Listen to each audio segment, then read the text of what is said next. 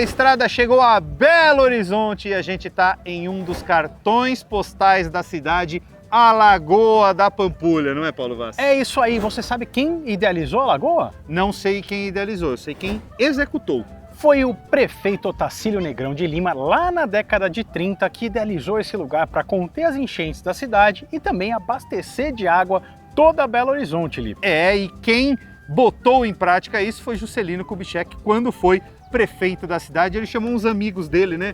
Uns caras bem conhecidos para fazer, né? Um pouquinho de talento, Oscar Niemeyer, Roberto Bulemarx e também o Cândido Portinari. Então, assim, o lugar é maravilhoso.